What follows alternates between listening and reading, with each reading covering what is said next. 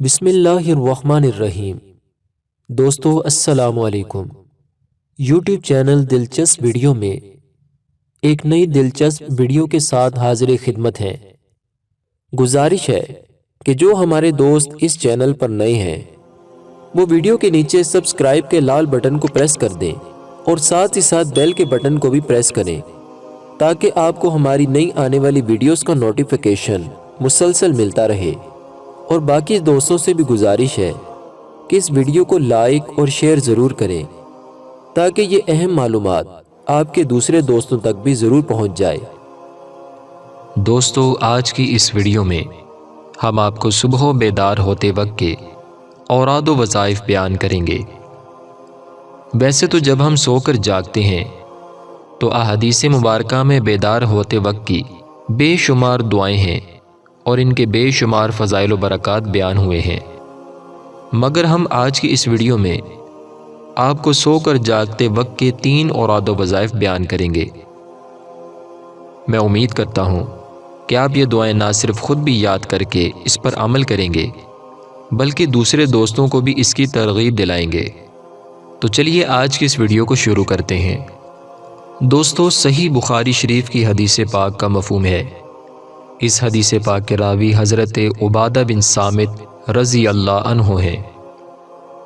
فرماتے ہیں کہ حضور اکرم نور مجسم صلی اللہ علیہ وآلہ وسلم نے فرمایا کہ جس نے نیند سے بیدار ہو کر یہ کہا لا الہ الا اللہ وحدہ لا شریک لہ لہ الملک ولہ الحمد وہو علی کل شیء قدیر، الحمد للہ وسبحان اللہ ولا الہ الا اللہ واللہ اکبر ولا حول ولا قوۃ الا باللہ، پھر اللہم اغفر لی کہا یا کوئی دعا مانگی تو اسے قبول کر لیا جائے گا، پھر اگر وضو کیا اور نماز پڑھی تو اس کی نماز قبول کر لی جائے گی۔ دوستو، اس دعا کا ترجمہ بھی سن لیجئے۔ اس دعا کا ترجمہ یہ ہے: اللہ کے سوا کوئی معبود نہیں، وہ تنہا ہے، اس کا کوئی شریک نہیں، اسی کی بادشاہی ہے اور اسی کی خوبیاں، اور وہ ہر چیز پر قدرت رکھتا ہے۔ اللہ پاک ہے اور اللہ خوبیوں والا ہے، اور اللہ کے سوا کوئی معبود نہیں، اور اللہ سب سے بڑا ہے، اور گناہ سے بچنے کی قوت اور نیکی کرنے کی طاقت اللہ ہی کی طرف سے حاصل ہوتی ہے۔ دوستو، صبح جاگنے کے بعد ایک اور دعا بھی حدیث پاک میں موجود ہے، چنانچہ مجمع الزوائد کی حدیث پاک کا مفہوم ہے۔ اس کے راوی صحابی رسول حضرت عبداللہ بن عمرو رضی اللہ عنہ ہیں۔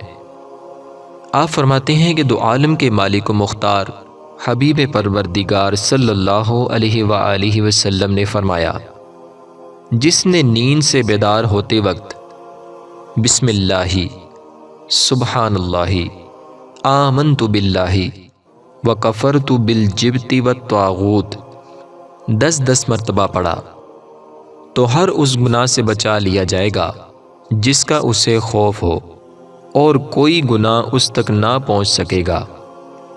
اس دعا کا ترجمہ ہے: اللہ کے نام سے، اللہ پاک ہے، میں اللہ پر ایمان لایا اور بت اور شیطانوں سے منکر ہوا۔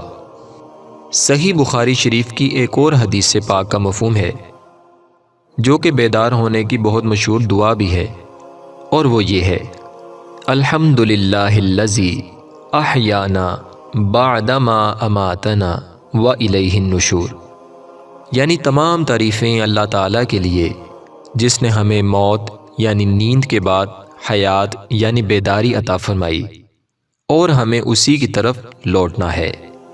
دوستو، ہمیں چاہیے کہ ان دعاؤں کو یاد کر لیں اور انہیں اپنی زندگی کا معمول بنا لیں، یا ان میں سے کم از کم ایک دعا تو لازمی یاد کر لیں، اور جب بھی ہم صبح کے وقت بیدار ہوں اور اٹھتے ساتھ اس سنت کو ادا کیا جائے اور دعا پڑھی جائے، انشاءاللہ تعالی اس کی برکتیں ہمیں نصیب ہوں گی۔ اس دعا کی برکت سے ہمارا سارا دن اچھا گزرے گا۔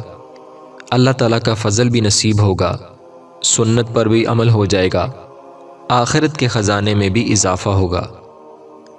ویسے تو عام دنوں میں قرآن پاک کی تلاوت کرنے سے ہر حرف کے بدلے میں 10 نیکیاں ملتی ہیں، مگر ہم گناہ گاروں پر اللہ کریم کا اتنا بڑا کرم ہے کہ جمعہ کے دن ہر نیکی کا ثواب 70 گنا کر دیا جاتا ہے۔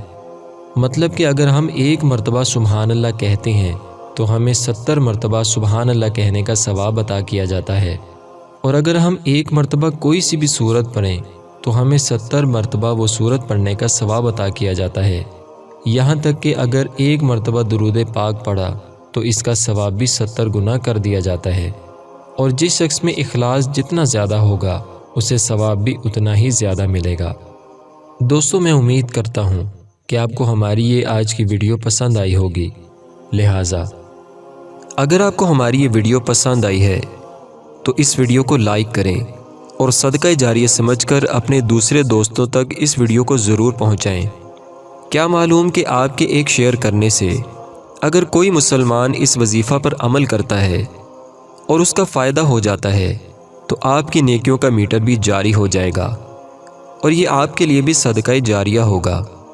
آخر میں ہم اللہ تعالیٰ سے دعا کرتے ہیں کہ اللہ تعالیٰ ہماری تمام نیک اور جائز حاجات کو پورا فرمائے، اور جو مسلمان پریشان حال ہیں اللہ پاک ان کی پریشانی کو دور فرمائے، اللہ پاک آسانیاں پیدا فرمائے، ہمیں آزمائشوں سے بچائے، اور ہماری تمام نیک حاجات، نیک تمنائیں اور نیک آرزوئیں پوری فرمائے۔